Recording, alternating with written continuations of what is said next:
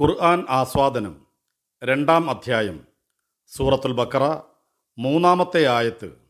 الذين يؤمنون بالغيب ويقيمون الصلاة ومما رزقناهم ينفقون.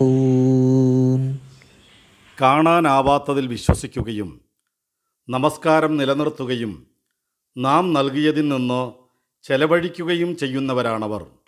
الذين يؤمنون بالغيب ويقيمون الصلاة ومما رزقناهم ينفقون.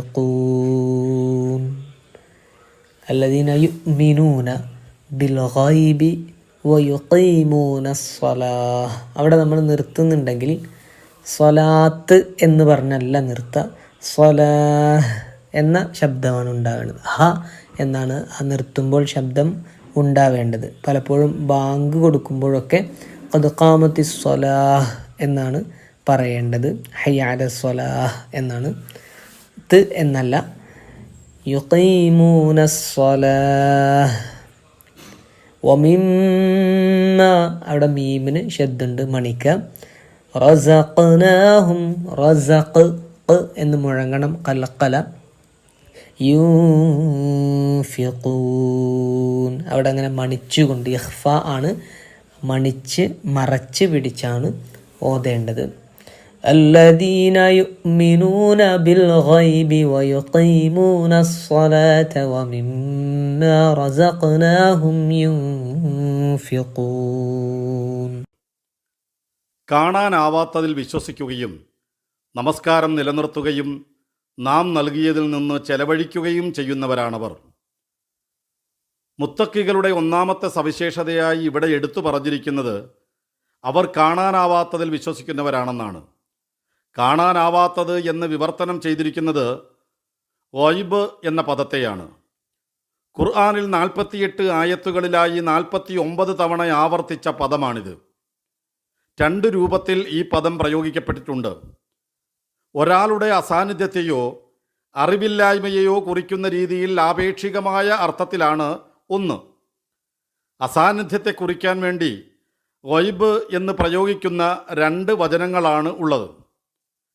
12-ാം അധ്യായത്തിലെ 52-ാമത് വചനവും 4-ാം അധ്യായത്തിലെ 34-ാമത് വചനവും.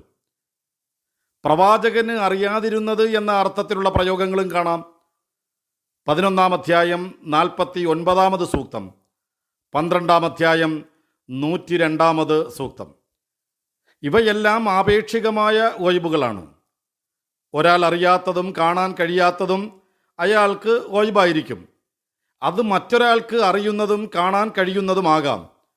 മനുഷ്യർക്കറിയാത്ത ചില കാര്യങ്ങൾ മലക്കുകളെപ്പോലെയുള്ള അള്ളാഹുവിൻ്റെ മറ്റു സൃഷ്ടികൾക്ക് അറിയാൻ കഴിയുന്നതാവാം. ഇത്തരം കാര്യങ്ങളെ ആപേക്ഷികമായ ഗൈബ് എന്നാണ് വിളിക്കുക. ഇതിൽ നിന്ന് വ്യത്യസ്തമാണ് കേവലമായ ഗൈബ്.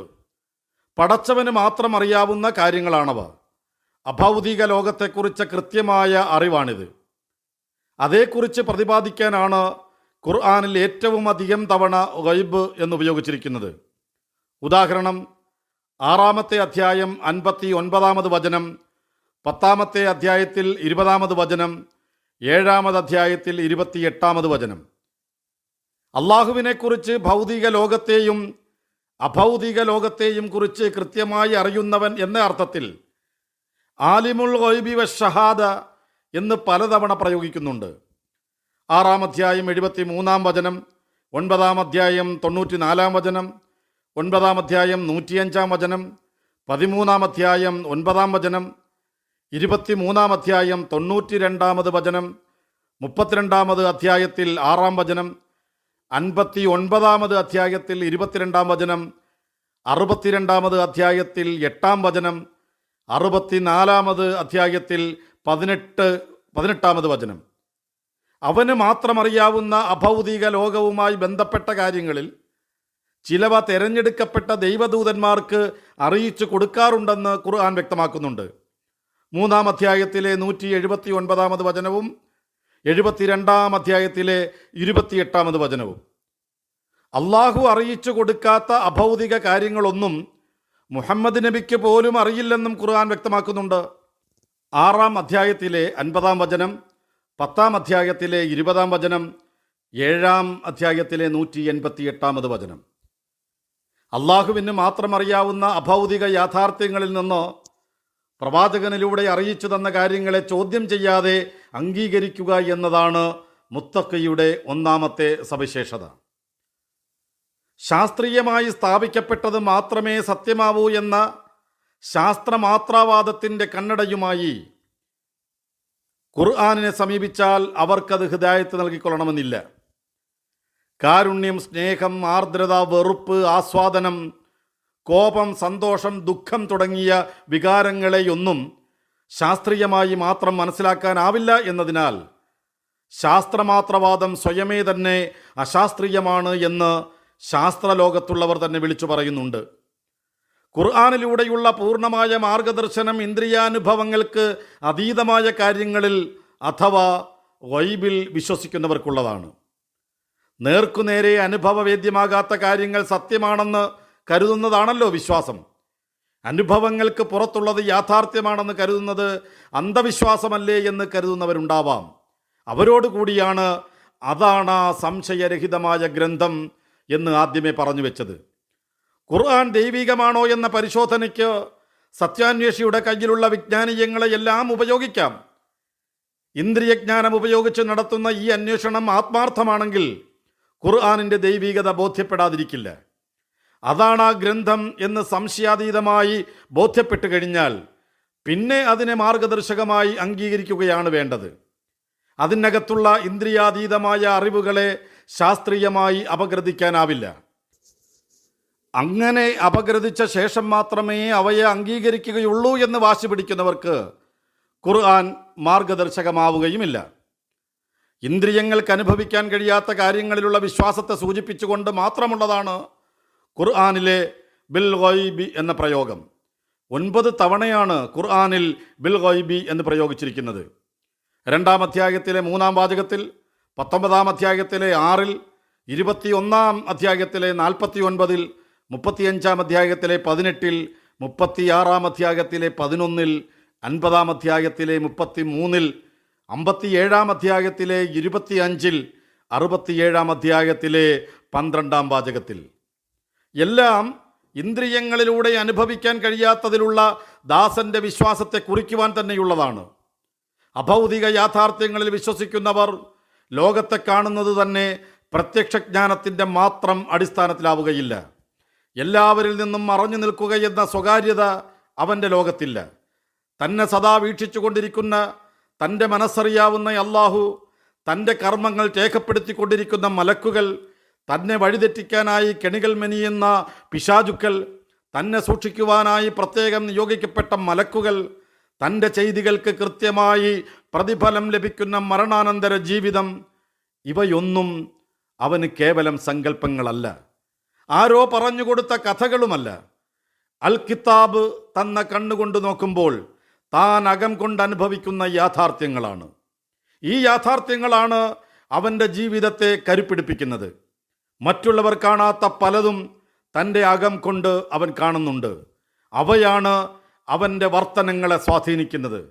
അവനെ സൂക്ഷ്മാലുവാക്കുന്നതും അവ തന്നെ. മുത്തക്കികളുടെ 2-ാമത്തെ സവിശേഷതയായി ഈ വചനം പറയുന്നത് അവർ നമസ്കാരം നിലനിർത്തുന്നവരാണ് എന്നാണ്. നമസ്കാരം എന്ന് പരിഭാഷപ്പെടുത്തിയിരിക്കുന്നത് സ്വലാത്ത് എന്ന പദത്തെയാണ്. ബന്ധം അല്ലെങ്കിൽ സമ്പർക്കം എന്നർത്ഥമുള്ള സിലത്ത് എന്ന പദത്തിൽ നിന്നാണ് സ്വലാത്തിൻ്റെ നിഷ്പത്തി. ദാസനും നാഥനും തമ്മിലുള്ള സമ്പർക്കവേദിയാണ് സ്വലാത്ത്. തന്നെ കാണുകയും തന്നെക്കുറിച്ച് കൃത്യമായി അറിയുകയും ചെയ്യുന്ന തൻ്റെ നാഥനോട് ഏത് സമയത്തും എവിടെ വെച്ചും ദാസന് എന്തും ചോദിക്കാം. ആ ചോദ്യങ്ങളെല്ലാം കേവലം പ്രാർത്ഥനകളാണ്. സ്വലാത്ത് അങ്ങനെയല്ല. നാഥൻ നിശ്ചയിച്ച സമയത്ത്, അവൻ നിഷ്കർഷിച്ച രീതിയിൽ, അവൻ നിർദ്ദേശിച്ച വസ്ത്രമര്യാദകൾ സ്വീകരിച്ച്, അവൻ പഠിപ്പിച്ച രൂപത്തിൽ ശരീരം ശുദ്ധീകരിച്ച്, അവൻ പറഞ്ഞ സ്ഥലത്ത് വെച്ച് അവനുമായി നടത്തുന്ന സംഭാഷണമാണത്. രാജാതിരാജൻ്റെ സന്നിധിയിലേക്കുള്ള ദാസന്റെ യാത്രയാണ് സ്വലാത്ത് എന്ന് പറയാം. ദിവസേന 5 നേരം നിർബന്ധമായും ദാസൻ ആ യാത്ര നടത്തിയിരിക്കണം. രാജാതിരാജന്റെ ദർബാറിലേക്ക് പിന്നെയും പലതവണ ദാസന് യാത്ര ചെയ്യാം. നാഥനുമായി സമ്പർക്കം വേണമെന്നാഗ്രഹിക്കുന്ന സമയത്തെല്ലാം ദർബാറിലേക്ക് ദാസന് പ്രവേശനമുണ്ട്. നിരോധിക്കപ്പെട്ട സമയത്തും സ്ഥലത്തുമാകരുതെന്ന നിബന്ധന മാത്രമേയുള്ളൂ. നാഥനുമായി അവിടെ വെച്ച് അവൻ നടത്തുന്നത് സ്വകാര്യ സംഭാഷണമാണ്.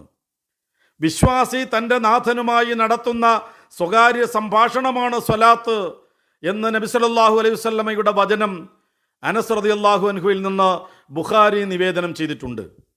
ഓരോ നമസ്കാരങ്ങളിലും നടത്തുന്ന സ്വകാര്യ സംഭാഷണം വഴി തൻ്റെ നാഥനുമായുള്ള ബന്ധം ദൃഢീകരിച്ചു കൊണ്ടിരിക്കുകയാണ് മുത്തക്കി ചെയ്യുന്നത്. സ്വലാത്തിലൂടെ ദാസൻ തൻ്റെ നാഥനുമായി സുലത്തിലാകുന്നുവെന്ന് അഥവാ സമ്പർക്കത്തിലാകുന്നുവെന്ന് പറയാം. അഭൗതിക യാഥാർത്ഥ്യങ്ങളിൽ വിശ്വസിക്കുന്ന മുത്തക്കിക്കല്ലാതെ മറ്റാർക്കും ഈ സമ്പർക്ക സംഭാഷണം ആസ്വദിക്കുവാൻ കഴിയില്ല. മുത്തക്കികൾ നമസ്കരിക്കുന്നവരാണെന്നല്ല, നമസ്കാരം നിലനിർത്തുന്നവരാണെന്നാണ് പറഞ്ഞിരിക്കുന്നതെന്ന വസ്തുത ശ്രദ്ധേയമാണ്. ഖാഫ് വ മീം ത്രയാക്ഷരങ്ങളിൽ നിന്നുണ്ടായ ഇഖാമത്തിനർത്ഥം നേരെ നിൽക്കുക എന്നാണ്. നമസ്കാരവുമായി ബന്ധപ്പെട്ട ഖുർആനിക കൽപ്പനകളിലെല്ലാം നമസ്കരിക്കാനല്ല, നമസ്കാരം നിലനിർത്താനാണ് ആവശ്യപ്പെട്ടിരിക്കുന്നത്. യഥാരൂപത്തിൽ കൃത്യമായി ഒരു കാര്യം ചെയ്യുന്നതിനാണ് ഇഖാമത്ത് എന്ന് പറയുക. 5 നേരത്തെ നിർബന്ധ നമസ്കാരത്തിനാണ് മുസ്ലിം കൽപ്പിക്കപ്പെട്ടിരിക്കുന്നത്. അത് കൃത്യമായി നിബന്ധനകളെല്ലാം പാലിച്ചുകൊണ്ട് നിർവഹിക്കുമ്പോഴാണ് ഒരാൾ നമസ്കാരം നിലനിർത്തിയയാളായി തീരുന്നത്. അങ്ങനെ നിലനിർത്തുന്നത് വഴി ദാസൻ രക്ഷിതാവുമായുള്ള ബന്ധത്തിൽ തന്നെ ദിവസം മുഴുവൻ തുടരുകയാണ് ചെയ്യുന്നത്. പ്രഭാതത്തിൽ ഉറങ്ങിയെഴുന്നേറ്റ ഉടനെ ആരംഭിക്കുന്നതാണ് അവൻ്റെ നമസ്കാരം. പ്രഭാതത്തിൽ തുടങ്ങി ഉറങ്ങുന്നതിന് മുമ്പ് ദിവസത്തിൻ്റെ 5 സന്ധികളിലായി നാഥനുമായുള്ള ബന്ധം ദൃഢീകരിച്ചു കൊണ്ടിരിക്കുകയാണ് നിർബന്ധ നമസ്കാരം കൃത്യമായി നിർവഹിക്കുന്നയാൾ ചെയ്യുന്നത്. നമസ്കാരത്തിലൂടെ താനും നാഥനും തമ്മിലുള്ള ബന്ധം ദൃഢീകരിച്ചു കൊണ്ടിരിക്കുന്ന മുത്തക്കി എപ്പോഴും ജീവിക്കുക, അവനെ അറിയുകയും കാണുകയും ചെയ്യുന്ന അള്ളാഹുവിൻ്റെ സാമീപ്യം അനുഭവിച്ചുകൊണ്ടായിരിക്കും. പ്രസ്തുത അനുഭവം അയാളെ തിന്മകളിൽ നിന്ന് അകറ്റും. ഗൈബിൽ വിശ്വസിക്കുന്ന മുത്തക്കിയെ അയാളുടെ നമസ്കാരം മ്ലേച്ഛതകളിൽ നിന്നും തിന്മകളിൽ നിന്നും തടയുന്നു. 29-ാമത് അധ്യായത്തിൽ 45-ാം വചനത്തിൽ ഖുർആൻ തന്നെ വ്യക്തമാക്കുന്നുണ്ട്. 5 നേരമുള്ള നമസ്കാരത്തിലൂടെ അള്ളാഹുവുമായി ദൃഢമായ ബന്ധം സ്ഥാപിക്കുന്ന ഒരാൾ അവനെ ശരിക്കും അറിയുകയും അവൻ എൻ്റെ സാമീപ്യം അനുഭവിക്കുകയാണെങ്കിൽ സ്വാഭാവികമായും തിന്മകളിൽ നിന്നും മ്ലേച്ഛതകളിൽ നിന്നും അകന്നു നിൽക്കും. യഥാർത്ഥത്തിലുള്ള മുത്തക്കിയുടെയും അല്ലാത്തയാളുടെയും നമസ്കാരത്തെക്കുറിച്ചാണ് ഒരേ വരിയിൽ നിൽക്കുന്ന 2 പേരുടെ നമസ്കാരങ്ങൾ തമ്മിൽ ആകാശവും ഭൂമിയും തമ്മിലുള്ള വ്യത്യാസമുണ്ടാകാമെന്ന് ഇമാം ഇബ്നുൽ ഖയ്യിം റഹ്മഹുല്ലാ തൻ്റെ അൽ വാബിൽ അസ്സയ്യിബ് മിനൽ കലിമത്ത് തയ്യിബ് എന്ന ഗ്രന്ഥത്തിൽ സൂചിപ്പിച്ചിരിക്കുന്നത്. അള്ളാഹുവിൻ്റെ സാമീപ്യം അനുഭവിച്ചുകൊണ്ട് ചെയ്യുന്ന നമസ്കാരത്തിൽ മുത്തക്കയുടെ മനസ്സ് അത്യുന്നതങ്ങളിൽ പടച്ചവൻ്റെ സന്നിധിയിലായിരിക്കും. വേണ്ടത്ര തഖ്വയില്ലാത്ത ആളുടേതാവട്ടെ മനസ്സ് ഭൂമിയിലെ വർത്തനങ്ങളിൽ തന്നെ കെട്ടിയിട്ടിരിക്കുകയാവും ചെയ്യുക. നാം അവർക്ക് നൽകിയതിൽ നിന്ന് ചിലവഴിക്കുന്നവരാണ് മുത്തക്കികളെന്ന അള്ളാഹുവിൻ്റെ പ്രസ്താവനയിൽ നിന്ന് അവരുടെ 3-ാമത്തെ സവിശേഷത വ്യക്തമാക്കുന്നുണ്ട്.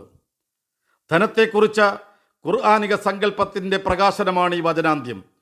തൻ്റെ കയ്യിലുള്ള സമ്പത്ത് ആരുടേതാണ് എന്ന ചോദ്യത്തിനുള്ള മുത്തക്കിയുടെ ഉത്തരം അള്ളാഹുവിൻ്റേതാണ് എന്നാണ്. അള്ളാഹു തന്നെ സൂക്ഷിക്കാൻ ഏൽപ്പിച്ചതാണ് തൻ്റെ കയ്യിലുള്ള സമ്പത്ത്. സമ്പത്തിൻ്റെ മേലുള്ള പരമാധികാരം തനിക്കല്ല, അള്ളാഹുവിനാണ് എന്ന വിശ്വാസത്തിൻ്റെ പ്രകടനമാണ് അവൻ്റെ മാർഗത്തിലുള്ള പണത്തിൻ്റെ വിനിയോഗം.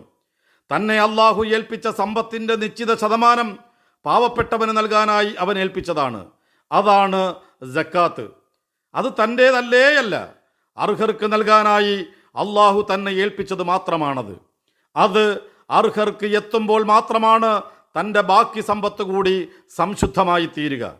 പാവപ്പെട്ടവർക്ക് നൽകാൻ അള്ളാഹു നിർദ്ദേശിച്ചത് അവർക്ക് നൽകിക്കൊണ്ട് വിശ്വാസി അയാളുടെ സ്വത്ത് ശുദ്ധീകരിക്കുന്ന പ്രക്രിയയാണ് സക്കാത്ത്. നമസ്കാരത്തെപ്പോലെ തന്നെ പ്രധാനമാണ് സക്കാത്ത്. അള്ളാഹുവിനോടുള്ള ബന്ധമാണ് നമസ്കാരമെങ്കിൽ സക്കാത്ത് സഹജീവികളോടുള്ള കാരുണ്യം കൂടി ഉൾക്കൊള്ളുന്നതാണ്. രണ്ടും പരസ്പര പൂരകമായാണ് ഖുർആൻ കാണുന്നത്. നമസ്കാരം നിലനിർത്താൻ കൽപ്പിച്ച മിക്ക സ്ഥലങ്ങളിലും സക്കാത്ത് നൽകുവാനും ഖുർആൻ കൽപ്പിച്ചിട്ടുണ്ട്. ഇതിൽ നിന്ന് സ്രഷ്ടാവിനോടുള്ള ബന്ധവും സൃഷ്ടികളോടുള്ള കാരുണ്യവും പരസ്പര പൂരകമാണെന്നാണ് മുത്തക്കികൾ മനസ്സിലാക്കുക. സക്കാത്ത് നൽകിക്കഴിഞ്ഞ ശേഷവും തനിക്ക് അല്ലാഹു നൽകിയ ബാക്കിയുള്ള സമ്പത്തിൽ നിന്ന് തൻ്റെ ഇച്ഛപ്രകാരം നന്മകൾക്ക് വേണ്ടി അയാൾ ചെലവഴിക്കേണ്ടതുണ്ട്. ഇങ്ങനെ ചെലവഴിക്കുന്നതാണ് സദക്ക. ഇവ രണ്ടും ആത്മാർത്ഥമായും ലോകമാന്യമില്ലാതെയും ചെയ്യണമെങ്കിൽ ഗൈബിലുള്ള വിശ്വാസം വേണം. അർഹരുടെയും അശരണരുടെയും ആത്മാഭിമാനത്തിന് ക്ഷതം വരാത്ത രൂപത്തിൽ സ്വത്ത് ചെലവഴിക്കുന്നവനാവും മുത്തഖി. ഗൈബിലുള്ള വിശ്വാസം അയാളെ കൂടുതൽ ചെലവഴിക്കുന്നവനാക്കും. അള്ളാഹുവിൻ്റെ ഖജനാവ് ഒരിക്കലും കാലിയാവുകയില്ലെന്നും നന്മകൾക്ക് വേണ്ടി ചെലവഴിക്കുന്നത് തൻ്റെ സമ്പത്തിൻ്റെ നാശത്തിനല്ല നന്മയ്ക്കാണ് വഴിവെക്കുകയെന്നും മനസ്സിലാക്കുന്നത് കൊണ്ടാണിത്. അള്ളാഹു സമ്പത്ത് നൽകിയിട്ടില്ലാത്ത മുത്തഖി ഈ വചനത്തെ പ്രയോഗവൽക്കരിക്കുക എങ്ങനെയാണ്? ഇവിടെ സമ്പത്ത് എന്നല്ല പറഞ്ഞിരിക്കുന്നത് എന്ന കാര്യം ശ്രദ്ധേയമാണ്. നാം അവർക്ക് നൽകിയതിൽ നിന്ന് ചെലവഴിക്കുന്നവരാണവർ എന്നാണ് അള്ളാഹുവിൻ്റെ പ്രസ്താവന. സ്വത്ത് മാത്രമല്ലല്ലോ അള്ളാഹു നൽകുന്നത്. ആരോഗ്യം അള്ളാഹു നൽകുന്നതാണ്. അറിവ് അള്ളാഹു നൽകുന്നതാണ്. വ്യത്യസ്തമായ പാഠവങ്ങൾ അള്ളാഹു നൽകുന്നതാണ്. സ്വാധീനം അള്ളാഹു നൽകുന്നതാണ്. അധികാരം അള്ളാഹു നൽകുന്നതാണ്. എന്താണോ അള്ളാഹു നൽകിയത് അതെല്ലാം നന്മയുടെ മാർഗത്തിൽ വിനിയോഗിക്കുന്നവനാകും മുത്തഖി. തനിക്ക് ലഭിച്ച സമ്പത്തും സമയവും ആരോഗ്യവും അറിവും കഴിവും അധികാരവുമെല്ലാം അള്ളാഹുവിൻ്റെ മാർഗത്തിൽ നന്മകൾക്ക് വേണ്ടി ഉപയോഗിക്കുമ്പോഴാണ് ഒരാൾ മുത്തഖിയാവുക. തനിക്ക് ലഭിച്ച സമ്പത്തും സമയവും ആരോഗ്യവും അറിവും കഴിവും അധികാരവുമെല്ലാം നന്മകൾക്ക് വേണ്ടി ഉപയോഗിക്കുന്നവനാണ് മുത്തഖി. അവനാണ് ഖുർആൻ മാർഗദർശകമാവുക. എങ്കിൽ എന്താണ് നന്മ?